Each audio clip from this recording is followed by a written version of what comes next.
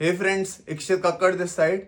आज से हम एक नई सीरीज की शुरुआत करेंगे जिसमें मैं अपने ट्रेडर दोस्तों को हेल्प करूंगा मार्केट एनालिसिस में कि आप कैसे निफ्टी या बैंक निफ्टी को एनालाइज कर सकते हो, कैसे चार्ट्स को यूज कर सकते हो और ट्रेडिंग सीख सकते हो।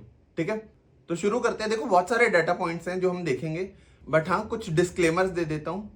मैं हमेशा एक चीज को प्रमोट करता हूं कि पहले इन्वेस्टिंग पे फोकस करो, एक अच्छा कॉर्पस बनाओ।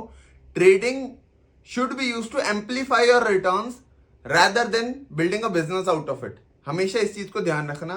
दूसरी चीज, ट्रेडिंग के लिए एक डिफरेंट साइकोलॉजी इंसान को बनानी पड़ती है और उसके लिए बहुत सारी स्किल्स सीखनी पड़ती हैं। तो ऐसे नहीं कि भाई बिना तैयारी के आप मैदान में कूद जाओ, जंग में कूद जाओ। ये एक जंग है, ठीक है। आपका पूरे असला बारूद के साथ कूदना होता है, पूरी तैयारी के साथ, प्लानिंग के साथ, स्ट्रेटेजाइज करके कूदना होता है। और वो कैसे करना है उसको हम सीखेंगे। और एक और चीज ध्यान रखना, ये वीडियो एक इन्फॉर्मेशन और एजुकेशन पर्पस के लिए है, तो इसके बेसिस पर ट्रेड मत लेना, अपनी एनालिसिस जरूर करना। ये आपको बस सिखाने के लिए। तो शुरुआत करते हैं। तो आज मार्केट में बेसिकली क्या हुआ, आज अगर बात करें, निफ्टी आज 1.5% ऑलमोस्ट गिर गया। तो अगर हम इसको चार्ट में देखें एक्चुअली कैसे क्या हुआ, ठीक है, तो ये मैंने निफ्टी का 5 मिनट चार्ट खोला है। इसको थोड़ा सा ब्रॉडर व्यू लेते हैं हम नाउ। अब यहां पर अगर आप देखोगे, ठीक है, कुछ सपोर्ट रेजिस्टेंस हम ड्रॉ करते हैं। ये एक पॉइंट है जहां पर देखो मल्टीपल रेजिस्टेंस है, ठीक है, देख रहे हो। तो ब्रॉडर रेंज का देख रहे हो, फायदा क्या, हमें सपोर्ट रेजिस्टेंस लेवल्स मिल रहे हैं। यहां पर एक रेजिस्टेंस लेवल मिल गया। तो आज ओपनिंग अभी आपको दिखाता हूं कहां पर हुई थी। इसके बाद थोड़ा और ड्रॉ कर लेते हैं, सपोर्ट्स भी ड्रॉ कर लेते हैं। तो ये एक हमारी सपोर्ट जोन है मोटा मोटा यहां पर, इसके आसपास, ठीक है। ये हमारे कुछ दिन पहले का लो है जो एक सपोर्ट जोन बन सकता था, या अभी भी एक रेजिस्टेंस जोन बन सकता है। समझते हैं कैसे। अब देखो, मार्केट ने गैप अप लिया और इस रेजिस्टेंस जोन के आसपास मार्केट खुली। परफेक्ट लेवल था शॉर्ट करने का। यहां के आसपास आप कहीं अपना स्टॉप लॉस रख सकते थे। देखो, थोड़ा सा ना स्टॉप लॉस की हमेशा एक चीज याद रखना, वाइड रखना। बिकॉज बहुत सारे लोग हैं जो उसी लेवल पर स्टॉप लॉस रख रहे होते हैं, बिकॉज चार्ट्स को वही सभी लोग ही एनालाइज कर रहे हैं घूम फिर के, ठीक है। तो कई बार आपका स्टॉप लॉस हिट करवाने के लिए ब्रेकआउट कराया जाता है। सुबह की कैंडल में जो ब्रेकआउट हुआ था ना, वो इसीलिए था कि ताकि रिटेलर्स लॉन्ग करें गैप अप में और फंस जाएं, ट्रैप हो जाएं। अभी वो बताऊंगा कैसे सब कुछ हो रहा है, ठीक है। पूरी क्रोनोलॉजी समझोगे आप तो आपको समझ आ जाएगा, ठीक है। यहां पर जो लास्ट वीक एक लो बनाया था 21,285 के आसपास, ये वाला 21,300 के आसपास ये लाइन आ रही है। पिछली वीक जो लो बनाया था उसको भी मार्केट ने फिर तोड़ दिया and ultimately end of the day पर मार्केट उसके थोड़ा आसपास 21,238 के आसपास बंद हो गई। ये तो था आज क्या हुआ, और अब देखते हैं कल क्या होगा। ऐसा होना ही था, उसके कुछ रीजंस थे, वो भी आपको बताता हूं, ठीक है। अगर हम फ्यूचर एंड ऑप्शंस में डाटा देखें, एफआईज का, प्रोज का और रिटेल का, तो ये तो एविडेंट दिख ही रहा था। देखो, ये सैटरडे का डाटा है जब मार्केट खुली थी, ठीक है। अगर आप अल्टीमेटली डाटा देखोगे, जो हमारे रिटेल हैं, मतलब जो रिटेल पार्टिसिपेंट्स हैं, मतलब क्लाइंट्स हैं, फ्यूचर में लॉन्ग थे। 55,000 कॉन्ट्रैक्ट्स उन्होंने बाय करे हुए थे। 2,61,000 कॉल ले बाय करी हुई थी, मतलब 2,61,000 कॉल से भी लॉन्ग थे। और 3.5 लाख के आसपास पुट सेल करी हुई थी, तो लॉन्ग करा होता। मतलब अल्टीमेटली हर तरीके से इन्होंने लॉन्ग करा होता, कॉल से भी, पुट से भी, फ्यूचर से भी, ठीक है। अब देखो एफआईज को, एफआईज ने शॉर्ट करा हुआ है, फ्यूचर्स बेचे हुए हैं, ठीक है। पुट्स भी बहुत सारी बाय करी हुई हैं, 1,83,000 पुट्स बाय करी हुई हैं, ठीक है। और थोड़ी सी उन्होंने कॉल बाइंग करी थी। अगर आप इस चीज को ध्यान से समझो, इन्होंने अपनी कॉल्स किस लिए बाय कर रही हैं, अपनी पोजीशन को हेज करने के लिए, ठीक है, ताकि डिफरेंट मूवमेंट आती है, ताकि ऑपोजिट मूवमेंट आती है तो अपने आप को थोड़ी अपनी कैपिटल को प्रिजर्व कर पाए। अब प्रोज को देख लो, फ्यूचर में नेग्लिजिबल वो थी, इनकी पोजीशन तो मैटर नहीं करेंगी, बट इन्होंने दबा के कॉल सेल्स करी हुई है। 2,81,000 कॉल सेल करी है, मतलब जो रिटेलर्स ने बाय करी है ना, वो प्रोज ने सेल करी है, देखा जाए।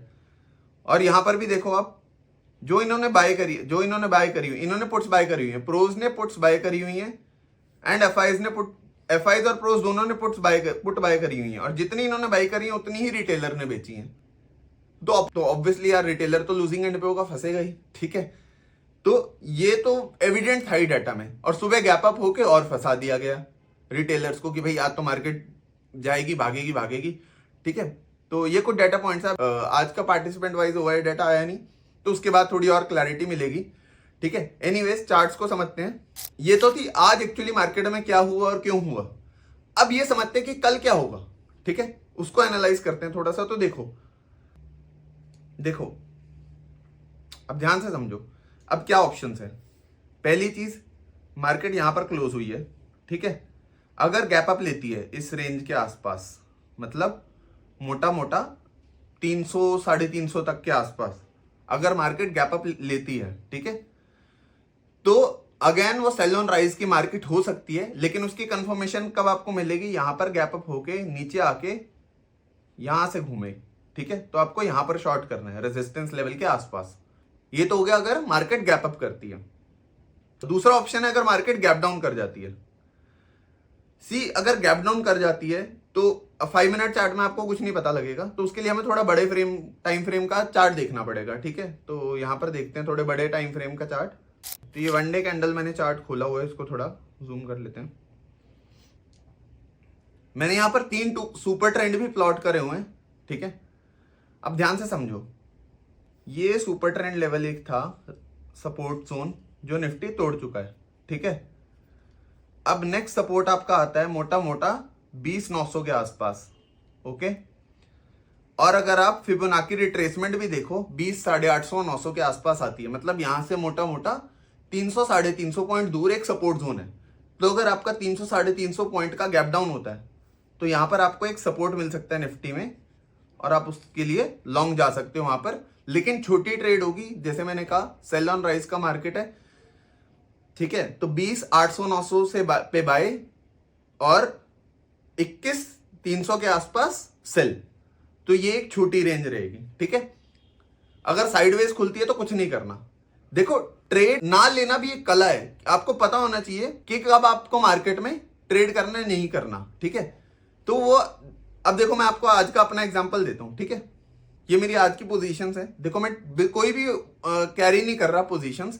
एक हाँ लॉन्ग टर्म ऑप्शन है, जून की पुट बाय करी हुई है 20,000 की।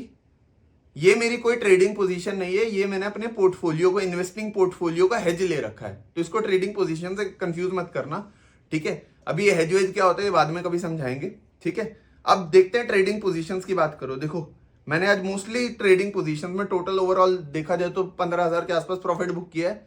जीरो भड़क, जीरो स्ट्रेस, कोई मेरे को स्क्रीन पे ज्यादा नहीं बैठना पड़ा। जो सपोर्ट रेजिस्टेंस, देखो सुबह मार्केट खुली, रेजिस्टेंस लेवल पे थी, बेस्ट टाइम था शॉर्ट करने का, जैसे मैंने बताया, ठीक है। चार्ट में दिखाऊं, यहां पर खुली, यहां पर शॉर्ट कर दिया, ठीक है। उसके बाद मार्केट नीचे है, यहां पर सपोर्ट ले रही थी। तो मैंने क्या करा, अपने शॉर्ट के साथ साथ एक नीचे की पुट बेच दी। तो एक बियर स्प्रेड बना दिया मैंने, क्योंकि मेरे को उम्मीद थी नीचे भी जा सकती है। मैंने बियर स्प्रेड बना दिया। ऑप्शंस में एक चीज होती है बियर स्प्रेड, ठीक है। एक उसके लिए वीडियो डाल दूंगा अलग से, ठीक है। तो उसमें क्या है, मैं अपने लॉस को भी मिनिमाइज कर सकता हूं। खैर, जब मार्केट ने इस लेवल पे आई तो मैंने अपनी सारी पोजीशंस एग्जिट कर दी। तो आप देखो अल्टीमेटली क्या हुआ, एक पोजीशन मेरी लॉस में होगी। कहां है वो लॉस वाली, ये देखो 4200 का एक में लॉस हो रहा है।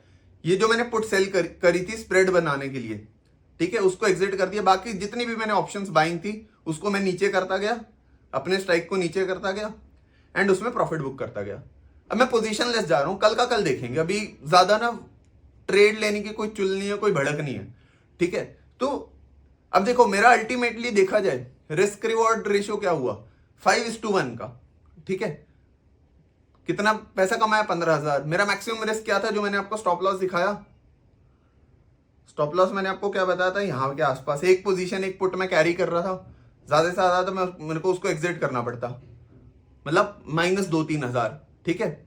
नो स्ट्रेस इन लाइफ, ठीक है। और एक दिन में 10-15 हज़ार रुपए बहुत होते हैं भाई, ज्यादा लालच नहीं करना चाहिए, ठीक है। जैसे मैंने कहा, मेन आपका फोकस इन्वेस्टमेंट में होना चाहिए। ट्रेडिंग के साथ साथ प्रैक्टिस करो, एक अपना पोर्टफोलियो बनाओ।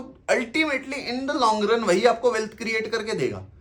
और एनालिसिस जानने के लिए, सीखने के लिए जल्दी से फॉलो कर लो। एंड यार, अगर वीडियो पसंद आई तो लाइक जरूर करना। आपके लिए वीडियोस बनाने में बहुत मेहनत लगती है, बहुत एनालिसिस लगती है, ठीक है। आपका लाइक करना 1 सेकंड का काम है, तो अपने भाई को जरूर सपोर्ट करना। Thank you. Ikshit Kakkar signing of.